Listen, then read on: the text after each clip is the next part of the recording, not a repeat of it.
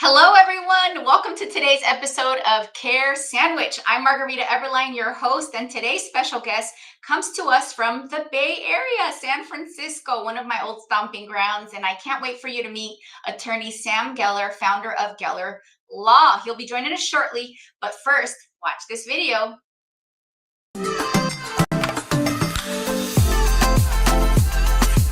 Welcome to Care Sandwich, the podcast where we dive into the success journeys of law firm owners across the country. I'm Margarita Eberline, your host and the founder of Marketing Boss, a fractional chief marketing officer firm for law firms. On this show, we'll explore the challenges, strategies, and victories that have shaped law firms and how they wrap every interaction with care. Because we believe that caring isn't just a value, it's a strategy for success. So grab your favorite sandwich, sit back, and let's dig into a conversation filled with insight, inspiration, and of course, a lot of care.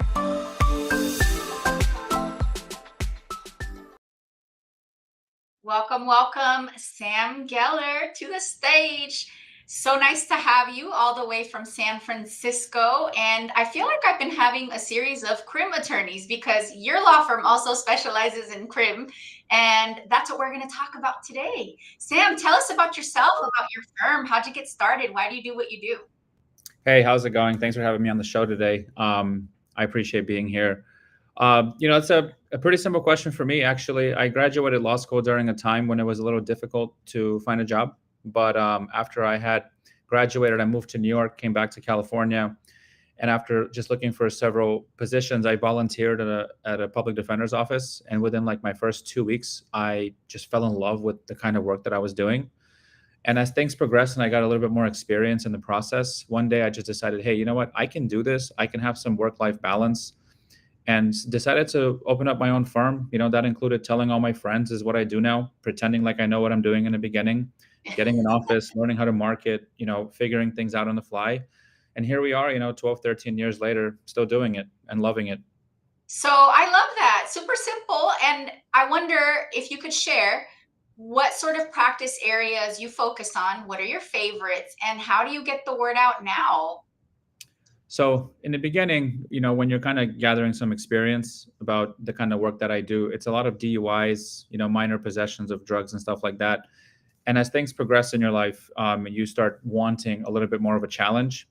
So, as I started advertising, I started meeting mentors, started talking to people who would invite me to be a part of their case, ask me to co-counsel. I had the opportunity at that point to do some pretty high profile cases some years ago. And that kind of propelled me into a more serious type of version of what I do, because the stakes were much higher now then. And as things progressed and I got more comfortable, I wanted more and more of these kinds of cases. So instead of advertising that I do DUIs or I do domestic violence, I started advertising that I do more serious offenses. And as things progressed, I got calls. Some people hired me, some people didn't. Some people had faith in me, and I just developed experience. And now it's a lot of it is word of mouth. A lot of it is obviously Google and Yelp, because that's the world that we live in. I do a lot of social media so that I can be top of mind. And that's kind of how I get the word out now. But a lot of it now is more or less referrals. So curious, when you say that the high profile cases are what sort of shifted things for you, was it because they were like on the news, or it created buzz, or did you get like backlinks or things like that online? Like, walk us through how that worked. So at first it was more about, like, you kind of feel alive when you're doing these things, when you are all of a sudden going to court and there's news cameras all around you. I found a sense of a level of importance there, that I'm doing something important in our community as well. And I was representing at the time a person who I thought was innocent. And I was like, I want everyone to know that this person's innocent despite the fact that he's charged. It did definitely create a buzz for me. I was able to use, cartoons of myself that were drawn in court. I was able to use videos of myself just to kind of put that on my website. Obviously, at the time, I would put them on my social media. And, all of a sudden you start garnering some level of, like, people know you. There's a level of importance to what you do. And then when people find you on the internet and they see that you've been on the news, you have a little bit more of credibility. I love that. And for law firm owners that are listening, because I have this conversation often, one thing is to position yourself to get these cases. What you described is that you had the ability and the willingness to actually milk those opportunities by creating marketing out of those opportunities. Because I think in our minds we think, oh, if I could just get on one of these high profile cases, I'll be on the news and everybody will see me, and then that's it, right? Yeah, But that's you not. took it a step further. Yeah, Yeah. the formula that I heard was you leveraged marketing assets, visuals, everything that you could on social media and your website, I take it. Of course, yeah. I always felt like the news cycle is like 3 days long, right? No matter what Yeah. happens to who, it's about 3 days, 5 days maybe. And then, once people start Googling information, no one's Googling for who's the attorney that represented this person. So, Yeah. in our industry, we don't actively market to people who need our services. Like when things happen, they need us, and it's important to be top of mind. Yeah, and interesting. I don't know if you've ever tried this, but one thing that I've done as a CMO is experimented with news campaigns. So imagine this. Breaking news happens, say in your field of law. Imagine that there's like a big murder or something, right, in your area. You can actually, as an attorney, run targeted ads to people searching for information about that bit of news. Mhm. And that's how you can get in front of maybe family members that might want to retain you. So it's kind of like a fun way to pursue those hot newsworthy cases. Um, just throwing that out there since we're Yeah, no, on for the sure. topic. Yeah. So Sam, walk us through, what's your social media like and where can people find you? So I guess I'm all over the place. I'm on Instagram, TikTok, Facebook, YouTube. Recently, I decided to post some more or less just parody satire videos. Okay. And in some weird way, I went like mega viral to the point where like Facebook, TikTok, or inquired with me and said, "Hey, can you continue to do this and we'll pay you?" And then I've been trying to find the proper way to now leverage that, because now I have this following, right, in a way that I can continue to present in combination with my satire, but also find a way to use satire for what I do to bring some light to these kinds of topics, because, I deal with a lot of heavy things. And if you can bring, even in the darkest of times for some people, a smile to their face, it's very important. But I'm everywhere, and I make an effort, because now I feel like, being an attorney at times is embarrassing to be dancing on camera, but you got to do it nowadays. You have the moves. Good. God bless you. Listen, me, I'm a marketer. I can get away with stuff like that. I don't have the Yeah. moves. I really don't. No, it's stuff I got to do now. So let's unpack this. I'm going to ask you a question that I get asked, and I'm going to let you answer it, because I'm imagining we're going to be aligned with our answers. Does going viral equal more cases for you, like automatically? Yes. I don't want to say automatically, but going viral for me always equals more presence amongst in on people's like mindsets, right? And then that way, like, no matter how you slice it, the fact that somebody calls you and says, "Oh, yesterday I got arrested for a DUI," like, "Hey, I saw this guy on TikTok." Like, you'd be surprised how many messages I get on TikTok specifically people asking me for help.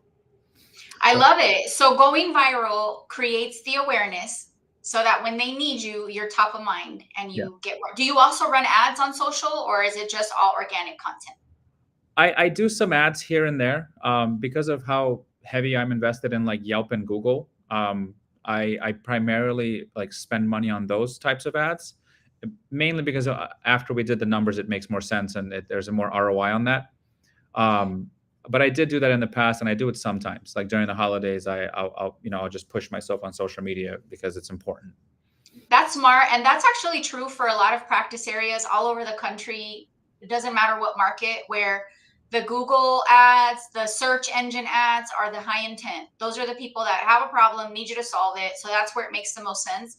I find that with Meta, you could potentially get a lot more leads for a lot less, but they won't convert as well.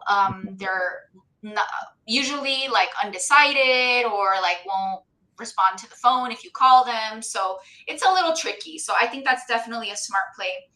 Now, walk us through, what is like a story that you like to tell your clients to help them understand how you're going to take good care of them? My I guess, let me rephrase. in speaking with my clients and sometimes in teaching people that I work with, like they observe what I do and they're kind of shadowing me. One of the main important things that I've learned in my practice is that it's important to have genuine empathy for people. And, I tell them the story sometimes of what happened to others without mentioning names. I assure them of what I can do for them. I assure them of the experiences. But as far as stories go, I feel like it's almost important to say that I tell them what their life will be like in the worst case scenario to make them realize that life's not over because something happened. Yeah. Right. And I kind of, the story I tell them is like their future in light of this situation so that they understand that there's light and then there's light at the end of the tunnel for this, right? Because most people that I represent are people just like you and I who made a mistake. I don't have a lot of cases who are like career criminals and stuff like that, where Yeah. it's like a very different discussion. But I think the story I tell is just more of like a future for them that it's going to be okay. Yeah. I love what you just said. And like, I know you haven't read my book, but you might as well have. Shameless plug. Okay. So in my book, Connect Convert, we talk about KPIs that will make you more likely to sign up a case. And you mentioned 3 of them. One of them is personalization. So you're personalizing your conversation with the person by sharing a similar relatable like situation so that you can build trust. The other one is visualization. So them visualizing what it would be like to work with you, and by default visualizing, ooh, what if I don't, right? You don't even have to tell them what if you don't. You helping them visualize the positive outcome. And that's also very aligned with story branding. And then the other thing is empathy. I think most people miss the basic human need to just feel like somebody cares. Absolutely. In Connect Convert, we always talk about how people, and we didn't come up with this quote somewhere. I'm sure some smart philosopher from Greece came up with it, but people care more about that you care, or people want to know that you care before they care about what you know. And we audit so many sales and intake calls here at Marketing Boss, and I lost track of the times where a simple, just empathetic statement like, I'm so sorry this happened to you, or, hey, my name's Margarita, I'm going to do everything I can to help you. Little statements like that are authentic and genuine can go a long way to building trust, so that by the time you say to the person, here's the agreement, or you move them to the next step, their mind is prepared to say yes. And many times we get to that part and there's all these objections where it's like, if we would have just done the work earlier in the conversation. And I find attorneys like you do this stuff intuitively. Like all I had to do to write this was follow attorneys around for 10 years, right? How do you, now my question, and this is going to be good advice for law firm owners listening, how do you as a law firm owner put your DNA, what you just described, your genuine care with your experience of care in these conversations, with your potential clients and your clients into your team? How do you replicate that? Well, I think it starts off with one, having the right person be a part of your team, because I've gone through several people who nothing bad about them. They just didn't have the same type of perspective, alignment and vision that I do about certain things. And then once I ended up having people who work here that do align with my vision, it's a lot of times in the beginning, instead of teaching them and telling them to read something or giving them a script, I'm like, just listen to me. Just hear me speak and like pick up on things that I'm saying that are not about the law, because I don't need you to know the law. I need you to make this person feel like we'll take care of them. So our intake calls at my office are not focused on a lot of the specific details at times, but I try to, like, obviously that's important, right? But I always teach people like, hey, I want you to tell people that we care, and I want you to tell them how we're going to help. And like, it's important to let them know that they're going to be okay. Even if this is your first day on the job, on your first intake, it's important for you to find a way to say it and mean it, even if you don't know what the hell you're talking about, right? Because that's what people want to know, they're going to be okay, right? Yeah. I used to always answer the call. I'm like, hi, thanks for calling, or I would call somebody back and I would ask them, how are you doing? And they were like, well, not good. I learned to not say that, because obviously they're not calling me because things are great. They're calling me things are like, I've had better days, sir. I'm in jail, right? So I start off with like, hey, sorry about what happened to you. Do you have some time to talk about it? Then they know that right away, I'm sorry about what happened. I'm empathetic to their situation, versus, hey, good afternoon, good morning. Like, there's nothing good about this morning. Yeah. Wow. You know what's different about you than other attorneys is, yes, you do this intuitively, but you have a really good way about explaining it. Like, I honestly feel like I'm at my own Connect Convert workshop hearing one of our trainers teach. I You're appreciate really good at explaining this. I don't it. know if you knew that. Like, that's a really good competitive advantage. Like, a lot of attorneys do this intuitively, but they get frustrated and don't even know what they're doing Yeah. enough to like or don't appreciate enough what they're doing enough to explain it to their team. So then they hire us to do Yeah. it for them. But Yeah. I love mentorship so much. Like when I have staff or I have someone a little bit younger learning, I just love mentoring and just giving people advice on things that I've done that has helped me. Like even other attorneys who start their own practice that reach out to me, I'm always happy to help. But with my own staff, I'm just like, look, I need you to be more aligned with how I speak and how I talk and how I feel about cases because I want us to care about our cases. so would you say that there's somebody that inspired you to be this way, or maybe you had a mentor or somebody in your family just gave you that? I don't know if I ever modeled myself based on someone that I've met in my field. There are definitely Yeah. legal practices in the way that I do things in court that I have mentors that I model myself with, Mhm. but I've never really had a person who guided me about how to start a practice, how to run a practice, how to generate leads. Like honestly, I remember a day when I was like, if I can just make 5K this month, I'll be great. If I can just get 2 calls this month, I'll be happy. And Wow.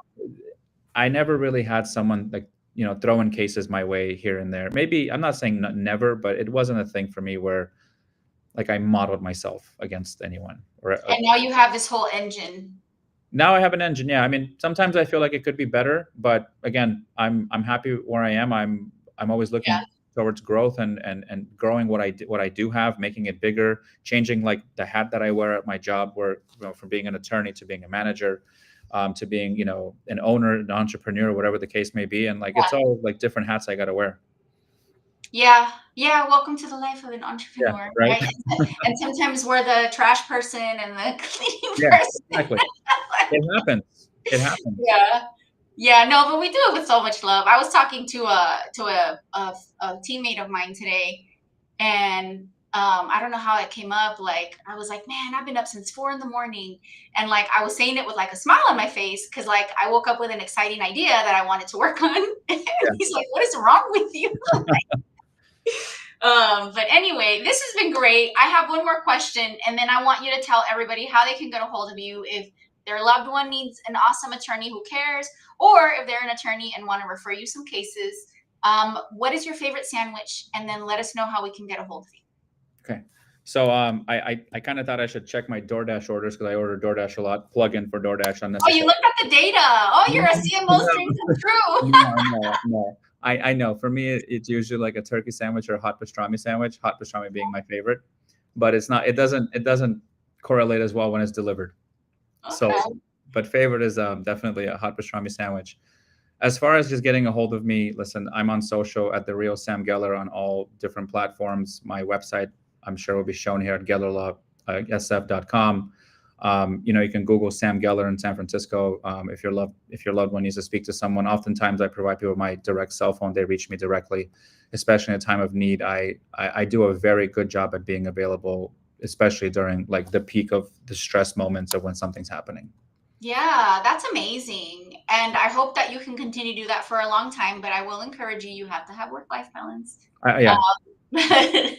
But it's nice that you have a good habit of cloning yourself, and I'm sure your team is also really good about being there for people too. So I bet you're not doing it all alone at this point. So No, not anymore. that's awesome. Well, thank you so much for joining me on today's show. I am looking forward to continuing the conversation with you offline. And for those of you that are watching, thank you so much for tuning in. We'll see you next time.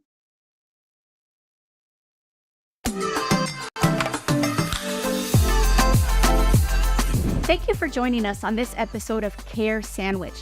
Remember, the way we care for our clients, our teams, and ourselves can make all the difference in our success. Until next time, keep caring.